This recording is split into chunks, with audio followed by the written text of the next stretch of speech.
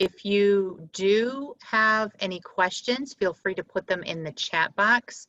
Naomi and I will be kind of having a conversation about her book this morning, so you're welcome to put any questions in there and we'll ask them as we kind of go along. So this morning we're going to start off with Lois Levison, Book Festival Committee member, who will be doing the introduction. Go ahead, Lois. All right, thank you. Good morning, everyone, and welcome to the Jewish Book Festival event today featuring Dr. Naomi Baum. I would like to thank the Jewish Federation and Foundation of Greater Toledo for their generous support of the festival. Dr. Naomi Baum is an international consultant and facilitator in the field of post-disaster mental health and resilience building. She is a psychologist and former director of the Resilience Unit at the Israeli Center for the Treatment of Psychotrauma in Jerusalem. She received her MA and PhD from Bryn Mawr College in Bryn Mawr, Pennsylvania, and her BA from Bar Ilan University, Israel. She was a fellow at the Mandel School for Educational Leadership in Jerusalem. She has been a consulting psychologist for schools and taught courses in psychology at the university level, both in the USA and Israel. While Naomi has accrued many degrees and much work experience, her real understanding of kids and families come from being married to the same man for more than 40 years and raising with him their 7 children. Her hobbies include scuba diving, reading, and biking. She lives with her husband in Afrat, Israel. In this profoundly honest and revealing memoir, Dr. Naomi Baum invites us to journey with her as she says Kaddish, the traditional Jewish mourner's prayer, in the year following her mother's death. While experiencing loss, we are often without words to describe how we are feeling. Finding a place to rest the pain, this book travels through the seasons of grief and will resonate with anyone who has lost someone dear. Please welcome Dr. Naomi Baum.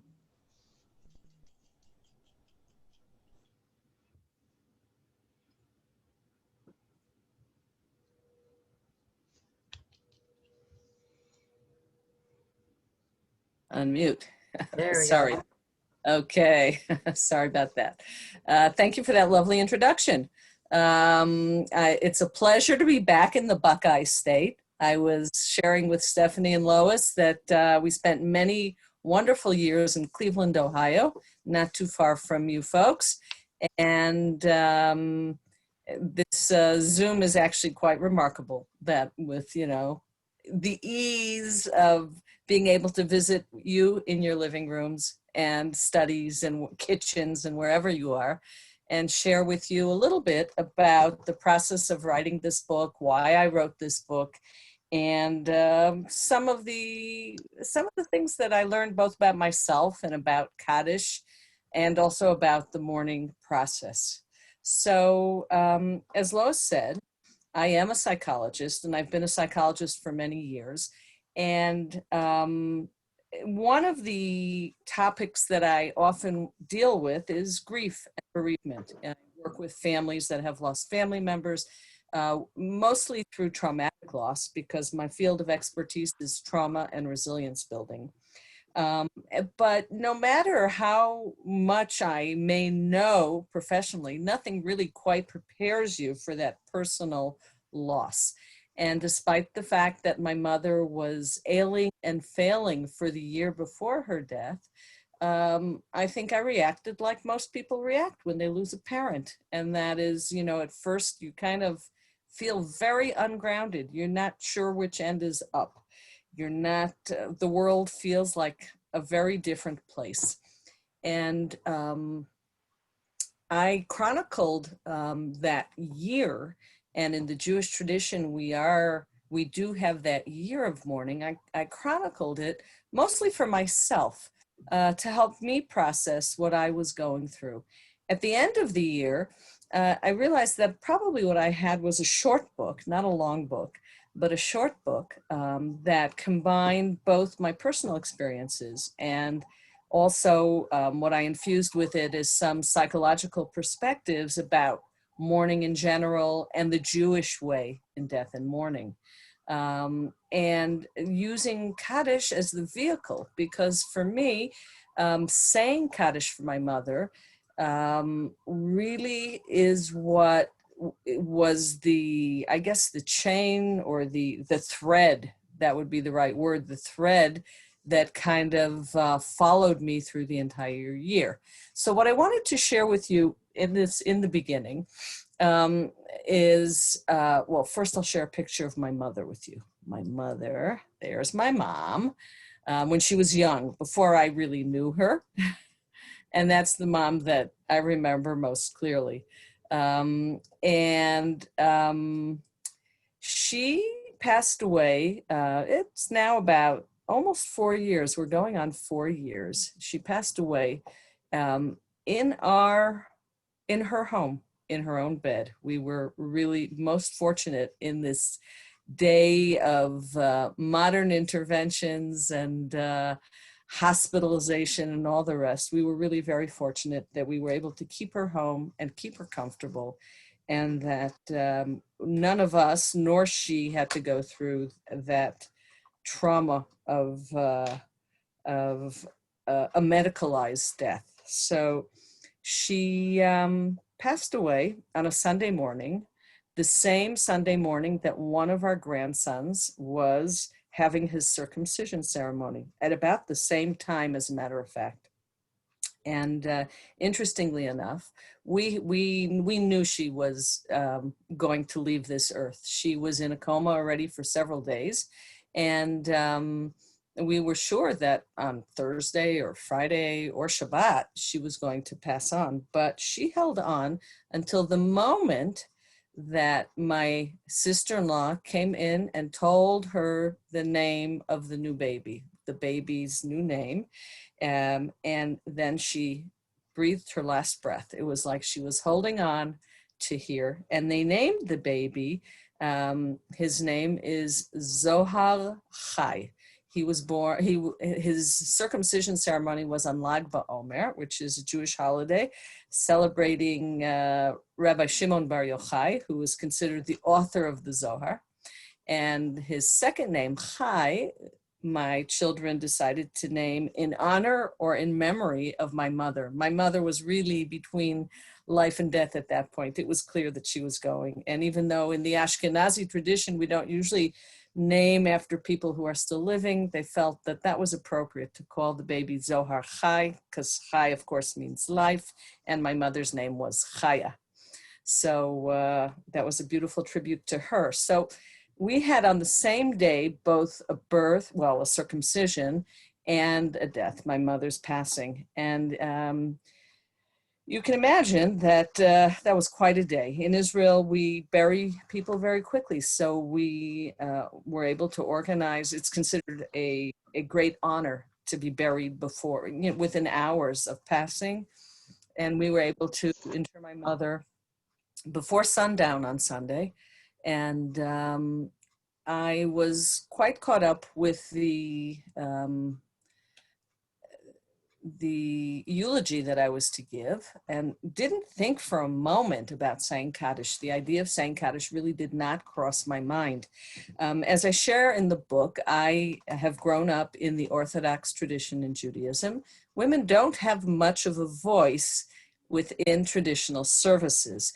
And even though there is room and there is place for women to say Kaddish, most women do not say Kaddish. And if they do, they say it quietly to themselves. You won't hear many women saying Kaddish out loud, although this is changing. This truly is something that's changing. So saying Kaddish really wasn't on my radar screen. It wasn't something that occupied my mind or that I thought about. And then here we were at the funeral of my mother, and I'm sitting. On one hand is I have two brothers and one sister, and my father, who is turning 95 this month. And we were sitting in a row, and I was sitting next to my father on one side, and I'm not sure who was on the other side, either a sister or a brother. And the rabbi who took care of the funeral arrangements came by with 3 Kaddish cards in his hand. And I figured, well, 3 Kaddish cards, there's 3 men, my 2 brothers and my father. And in fact, he gave 1 card to my older brother and 1 card to my younger brother. And then he handed the 3rd card to my father. And my father promptly handed the card to me. And I said, Dad, what's this for? It's for you. And he said, oh, no, it's not for me. It's for you. You, as a child, have the obligation to say Kaddish for your mother. I do not have that obligation. And I looked at him very surprised. And I said, okay. And without thinking too much, you know, my dad tells me what to do. I do it. That's how they brought me up. Doesn't matter that I'm 60, well, right now I'm 65. So what was I 3.5 years ago? Doesn't matter how old I am. Dad says, I do. Dad says, you say Kaddish? I said Kaddish. And there I was at the cemetery saying Kaddish at the funeral. And it really blew me away. I have to say, it blew me away. At the first Kaddish, I could barely get the words out of my mouth. And of course, the tears were streaming down. And then in a traditional funeral ceremony, you say Kaddish several times. As I said it the second time and the third time, the words came out a little bit more easily, but still it was a very, very emotional experience. And by the final Kaddish, right by the gravesite, I saw that my sister, in fact, had joined me as well. She figured, okay, well, if Naomi's doing it, I'm going to do it too. And then I came home, and we came home to the Shiva house, and I said, well, that was really a surprising event for me. But I think I want to continue doing this during the week of Shiva. And that's how this evolved. So I started saying in the Shiva house, there was minyan 3 times a day. And I said Kaddish with my brothers each time. They were very helpful, very supportive. They would give me the high sign. They would say, it's coming up. It's this Kaddish. It's not that Kaddish. And everybody, you know, was supportive. And I found it really a remarkable experience. So at that point, I said, okay, well, now what? Do I continue saying Kaddish or do I finish? You know, am I done? And I knew that I wasn't finished grieving. This was just the beginning of a process. And it felt to me like this would be a way to mark that grieving process. And so I decided at the time, and I remember a very dear friend of mine saying, don't take on anything that you don't think you're going to be able to stick to. Just take it day by day. So at the end of the week, I said, well, you know what? I'm going to say Kaddish for a month because there's a concept in Jewish mourning called shloshim, which is the 30 days after the death of a loved one. And I said, okay, I'm going to say it during the shloshim for the first 30 days. And then there's sort of a mini memorial after the 30 days, and then I'll see. And when I got to that point, I was already well entrenched into the Kaddish process and found that really it was a way for me to rest my grief. There was a place, there was a time that I could just bring my grief to being present. You know, in our modern life, with everything moving so quickly, well, now with COVID, we've slowed down a little bit, I would say, but with the intensity of modern life and the expectation in modern and secular society that when somebody dies, okay, so you have a memorial service, you expect them to feel sad for a day or two, not maybe themselves, but then the expectation is, okay, back to life, back to your responsibilities, back to jobs. And there's really no place that a mourner has to rest his grief. There's no place in modern secular society where the mourner is acknowledged. And in the synagogue, be it an Orthodox synagogue, a conservative synagogue, a Reconstructionist synagogue, a Reform synagogue, it makes no difference. When you are a mourner, you are acknowledged. You're acknowledged by the congregation. The congregation stops and listens as you say that Kaddish prayer. Not only do they stop and they listen, but they also respond. And that was one of the really interesting things that I found about saying Kaddish, was that there was this feeling of community support, that responsive nature, the back and forth of it, I found very powerful. and very affirming. It was as if they were all saying, all being in my case, the 10 men, they were all saying, yeah, we know that you lost someone dear to you. We're acknowledging it. And of course, when I prayed in the synagogue on Saturday morning, where there were more women, during the week, I was really the only woman there. But on Saturdays, there were more women, and the women responded as well. It was very, very affirming to me. And I found that for me, this was a way to mourn. So in my book, what I do is really I describe what happened over the course of the year, how my grief kind of moved along and changed, how saying Kaddish gave me a place for that. I explore what are the words of Kaddish, why do we say Kaddish for a deceased person when there's not one word mentioning death in the Kaddish prayer. So I go into the history of it a little bit. And then because my work has taken me to such far-flung places like, well, the year that I said Kaddish, it took me to Nepal and Manchester for work, and then a little bit of vacation in Cyprus. I talked about my experiences saying Kaddish in unusual places, and I had some unusual experiences as well. So I guess that is by way of introduction, and we can move into more of the questions and answers. Of course, the book is a small book, and it's available on Amazon, both as a paperback and as a Kindle. I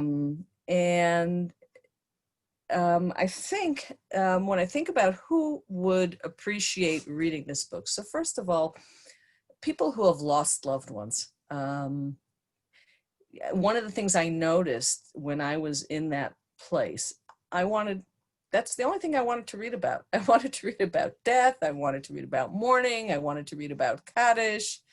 So it's certainly appropriate for mourners. But I also think that understanding Jewish tradition, and I look at some of the psychological perspectives of Jewish tradition and how they relate to the mourning process. So I think that it would be interesting to people who are interested in Jewish tradition. And the final group of people, I think, mourning is part of the life cycle, and understanding what the mourning process is all about is something that can, I think, be beneficial to all of us. So I'm going to stop my monologue here. And I see that there's already a question in the chat. It says, in Reform Judaism, everyone says Kaddish together. Do you feel that this is also beneficial to mourner? For sure. Even in the Orthodox tradition, we say Kaddish together. In other words, people who need to say Kaddish together. And one of the things that I talk about in my book is saying Kaddish with other people. Who are the other people that I said Kaddish with? And this bond that is created among mourners who are saying Kaddish. So one of the people that I said Kaddish with during the year of mourning was a neighbor of mine who lost his son in a very traumatic accident in the Army. So he lost a 22-year-old son, and he started coming to our small synagogue and saying Kaddish, and he said Kaddish with me. And it really threw me a little bit into this whole spiral, thinking about his loss and thinking about my loss, because my loss was a loss of my almost 91-year-old mother, who lived a very full life, and departed with the satisfaction of knowing that her children were well, and that she had many grandchildren and many great-grandchildren, and a strong family life and contributions to society. So, it was the natural process of loss. And here was my neighbor who was mourning the loss of his son, which was such an unnatural death. an unnecessary death, and so tragic. And I was thinking to myself at the time that we are both saying the same prayer. So I'm thinking, like, what is this? What is this prayer, and why are we saying it? We can get into that a little bit as well. But to answer your question, yes, I think saying it in community is a very strong piece of the morning process, and it doesn't matter, as I said, whether it's a Reform or a Conservative or an Orthodox congregation. People are saying Kaddish together, the mourners, and the response of the audience, of the community, is also very strong. There I felt the acknowledgement of the people around me. It was, they said, oh yeah, she's a mourner. We have to treat her a little bit differently this year, maybe a little bit more carefully. That was the feeling that I had. So you originally said, when your mother passed, that you hadn't thought about, doing Kaddish, and then it kind of slowly happened and it evolved and you started gradually doing it. So what made you decide to write a book about your journey? Something you weren't even planning on doing. Now all of a Right. sudden you're doing it. So what made you decide to share that? Right. Well, what I did during the years, I had these pieces that I was writing, and every once in a while I would publish it on a blog. I have this blog on Times of Israel, it's been very inactive I can tell you, for the last 2 years. I haven't written very much, but I guess back then maybe I was writing more, and I would publish every once in a while a blog about, I wrote a blog about the day my mother died, because it was just such an amazing, it was like how this happened, that she kind of hung on until my grandson's brit was finished. And then I wrote about beginning to say Kaddish, and I wrote about my neighbor. I wrote about him when it came to the Memorial Day for Jewish soldiers, for the Israeli soldiers, because I felt, this was kind of a piece. It was about Israeli soldiers who'd lost their lives. So I put a blog about that. And then I had one in Israel. We celebrate Holocaust Memorial Day twice in Israel. There's the date in the springtime that everybody celebrates, but there's also a date in the 10th of Tevet, which is a fast day. That is also a day that is called Yom HaKaddish HaKlali, which means it's the day of Kaddish, and it's the day people say Kaddish for anybody who was killed in the Holocaust. And a year previous to that, I had gone to Amsterdam with my husband, and we came as tourists, but we didn't leave as tourists. And I'll explain. When we came, we were planning to spend just a couple days there. And one of the things that I wanted to do, I knew that I had relatives who had perished in the Holocaust, who had lived in Amsterdam. I'm in fact named for a cousin. This family was my father's aunt and uncle and first cousins, 2 children. And I'm named for the daughter. Her name was Eleanor. Her Hebrew name was Chava. And my middle name is Chava. You don't see it. The C turned into an L. As a little girl, I was Naomi C. Lowenberg. So in any case, when we came to Amsterdam, I really wanted to go and visit the house where this family of ours had lived. And I got the address from my dad, who remembered it very clearly because he had been there on his way to emigrate from Germany to the United States. And my husband and I bicycled over there. We were at the Concertgebouw, the concert hall, had gone to a concert. And after the concert, I knew it was close by, and I said, let's go, and we went. And when we arrived at the house, I was astounded to see these Stolperstein. These are metal blocks that are placed in the ground in front of the house of people who were transported and then later killed in any of the concentration camps that the Germans were so good at setting up and taking care of the Jews. So our family members had these little memorial stones placed in the ground with their names on it and the date of their birth and the place of their death and the date of their death. And I was actually astounded because I said, who would have placed these stones there for our family members? We have not a large family. I checked with my uncles. Nobody knew who did it. And as we were standing there in front of the house, we see a young man pushing a carriage down at the end of the block, and he comes up and stops right in front of the house. And I say to him, "Do you live here?" And he said, "Yes, I do." And I said, "Do you know anything about these blocks, these Stolperstein?" And he said, "I do." I said, "Can you tell me who put them in?" And he said, "My mother." And I asked him who his mother was. And he tells me this name that meant nothing to me. She certainly wasn't a relative. And I said, well, could you give me her name, her email, her phone number? Because I'd like to thank her for doing this. It was really so touching to me that here was this memorial for this family that was very abstract in my mind until this point. And I wrote a long letter to her and didn't hear back. And then finally I get a letter back from her, and she tells me a little bit about the process, that she'd lived in the house and she kept having dreams about the Jews being sent, and she did a little research and she found out that Jews lived in this house, and she decided she was gonna do this project.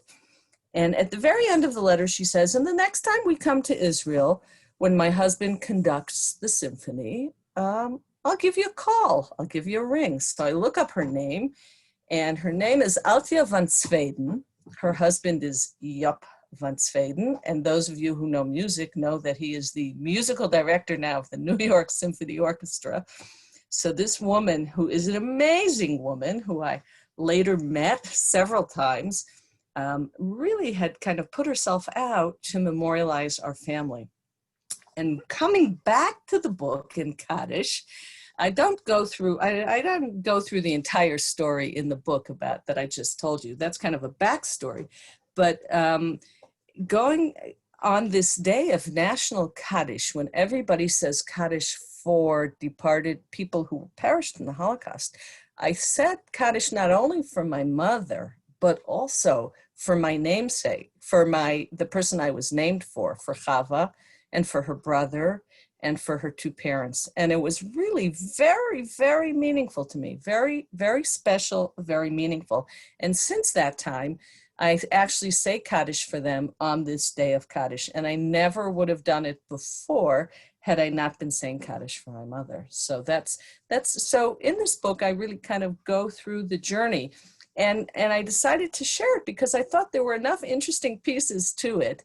And I also thought that I would like to encourage people to consider how they mourn and to make sure that they allow themselves to mourn. Because I think my message in the book is that when a loved one passes, it's very easy to not make space for that in our lives. And we are so fortunate to have this Jewish tradition that really directs us and says, when you have lost a loved one, there are certain things that you should, or it's recommended that you do. One of those things is saying Kaddish. And by saying Kaddish, as I said, it gave me a place and a time to mourn. And I really wanted to share that with people. You did mention that you visited some interesting places during that year.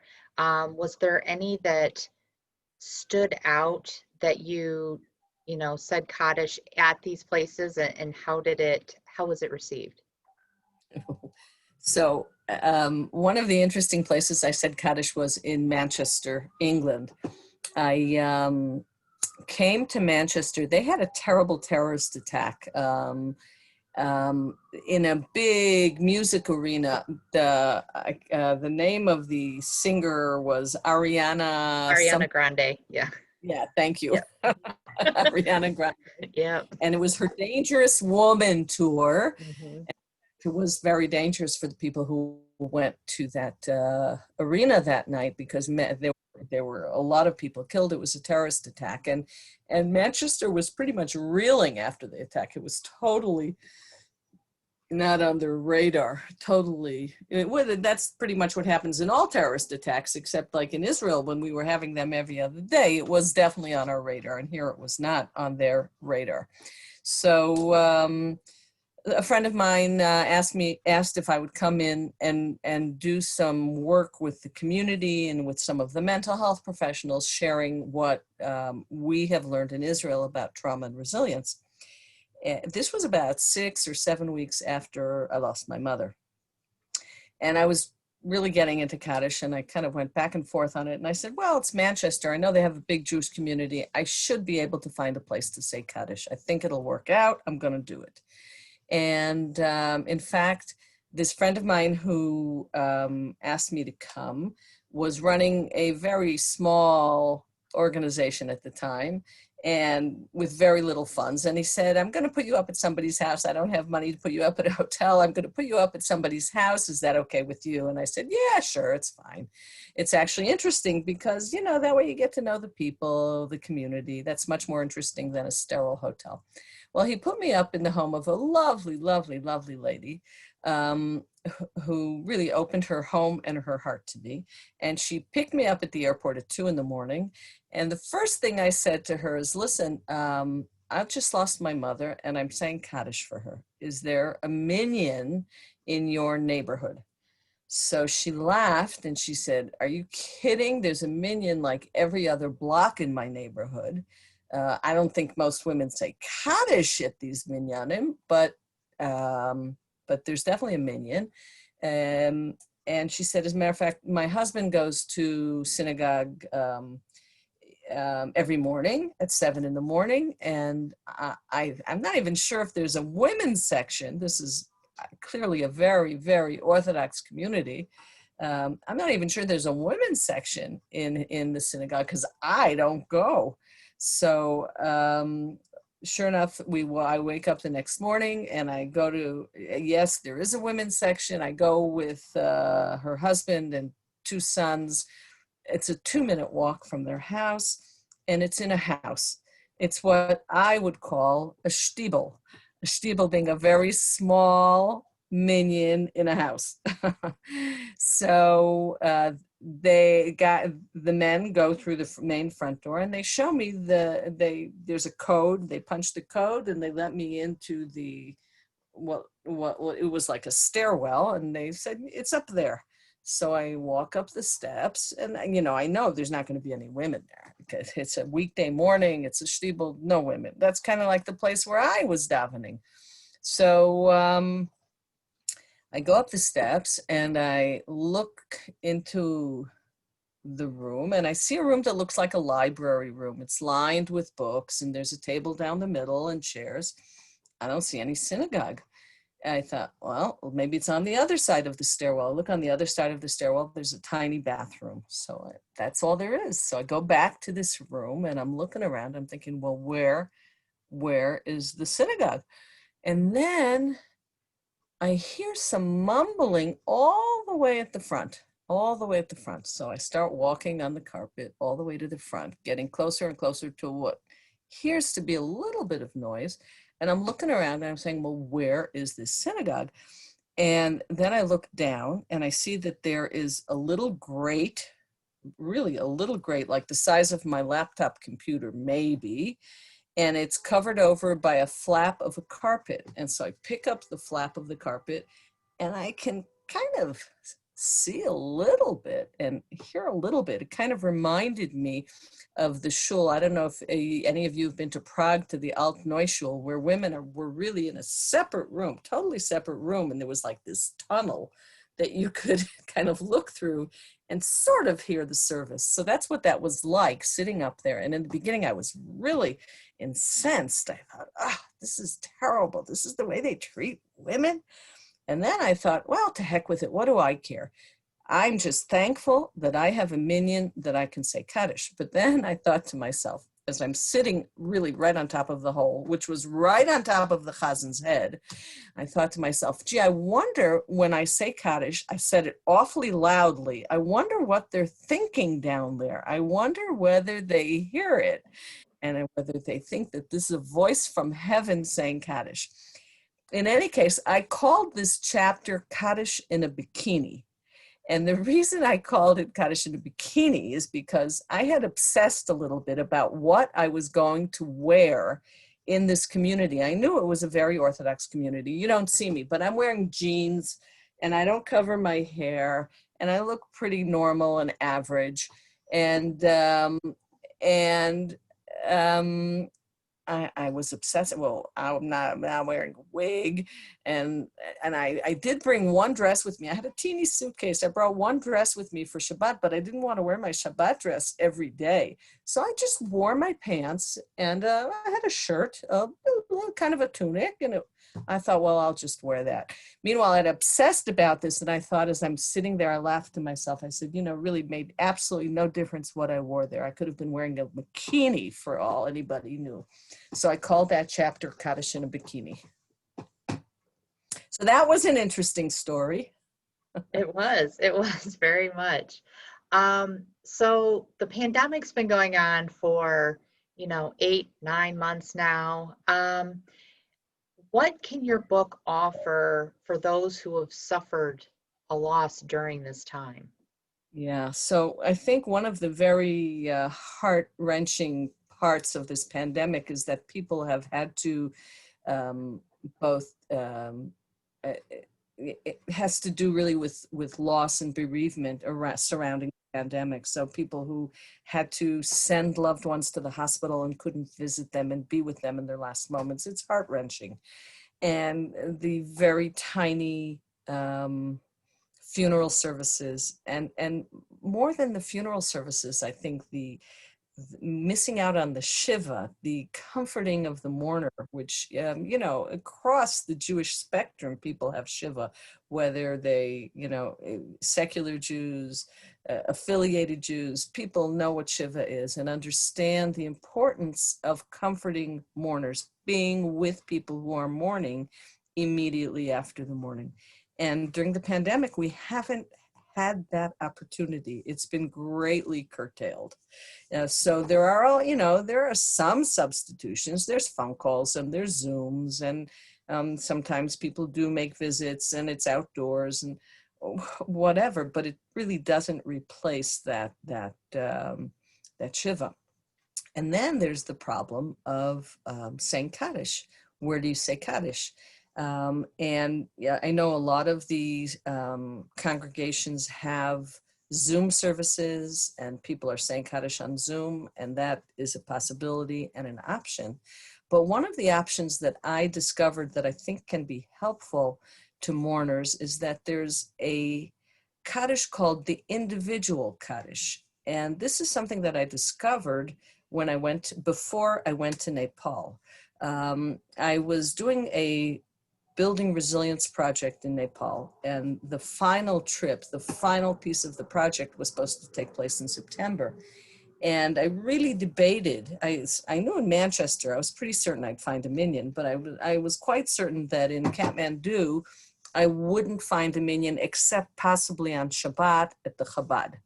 So I knew that by going to Nepal, it meant that I would be missing Kaddish for about 2 weeks. And I also knew that one of my brothers was saying Kaddish on a daily basis, and that my father would also say Kaddish and pinch it for me. I knew my mother was taken care of in that sense, but it was me. What about me? And I did some research and found that there was this tradition of Kaddish Yachid, which is an individual Kaddish, an individual's Kaddish, a Kaddish that could be said when you don't have a minion. Now, generally, Kaddish is only said in a quorum, in a prayer quorum. In Orthodox tradition, it's 10 men. In conservative tradition, it's 10 people, and Reform as well. Here was a Kaddish that could be said if there were less than 10 people. And it's really an ancient tradition. It was found in the Siddur of Rav Amram Gaon from the 7th century. So that goes back really a long time. We're in the 21st century now. Do the math. 14 centuries ago. Really a long, long time ago. And this tradition seems to have gotten lost because people don't know about it so much. But the idea being that when you are not able to attend a minyan, you can still make a time and a place to say Kaddish. And if Kaddish is supposed to heal your soul, then it can do that. And if it's supposed to be of benefit to the deceased person, then it can do that. And that is very affirming. So I wanted to just share that with you. And I have shared this notion of the Kaddish Yachid with a lot of people who have actually found solace in this. So here it is in Hebrew and an English translation. And you can see the English translation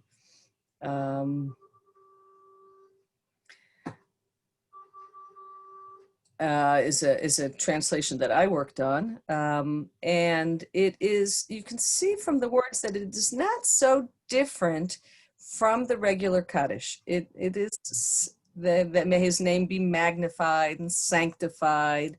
And that's really what we're doing in the Kaddish. In the Kaddish, as I mentioned earlier, what we're doing is we are making no mention at all about the dead person or about death for that matter. What we're doing is we are magnifying and sanctifying God's name. So one of the questions that really troubled me, intrigued me, didn't leave me was, why the heck do we say Kaddish when somebody dies? And I came up with a lot of different answers over the year of mourning. One of the answers was that during this time when you are mourning, you're very ungrounded. You lose your anchors.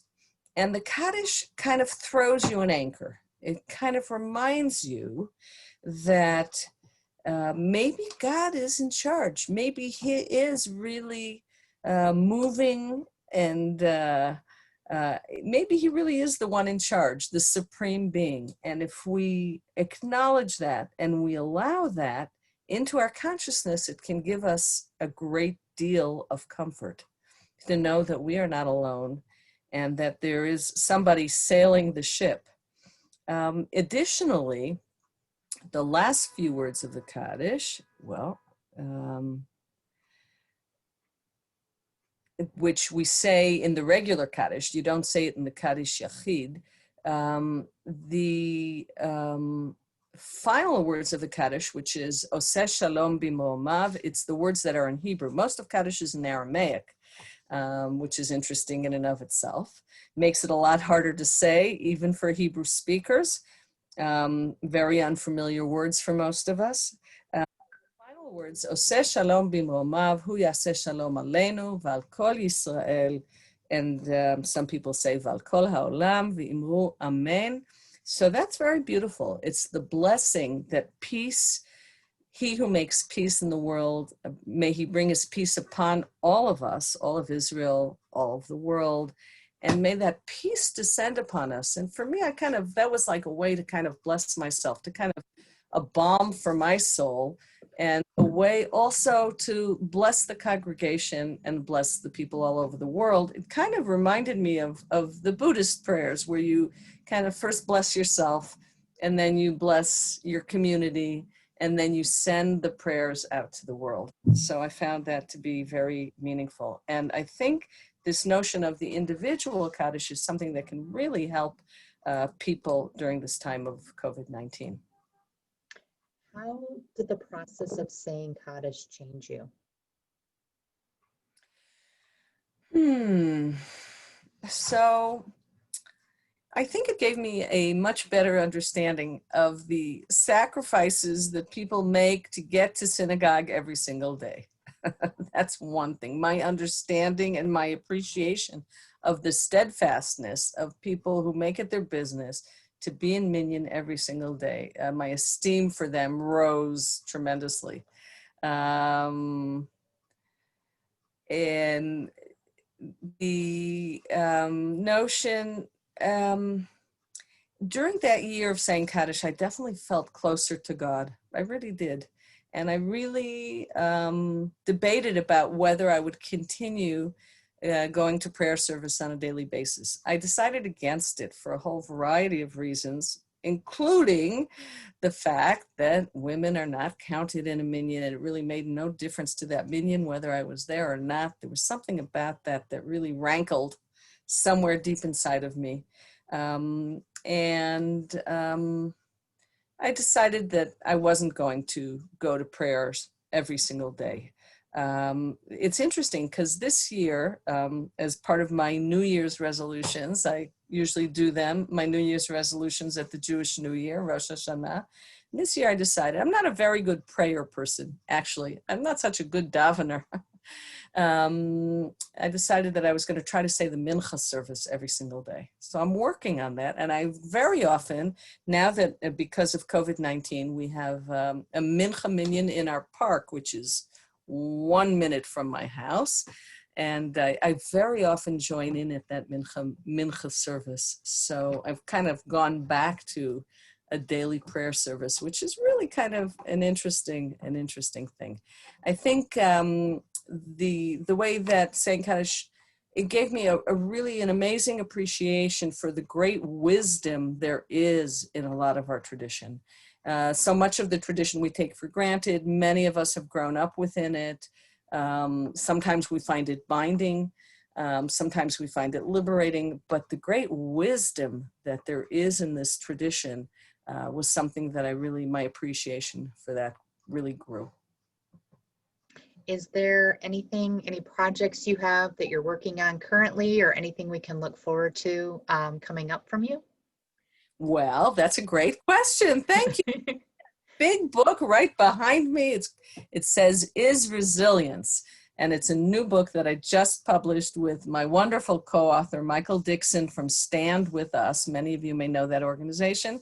It's a book where we interviewed very interesting people all over the length and breadth of Israel who encountered many challenging life situations and how they overcame them, how they found resilience in their lives.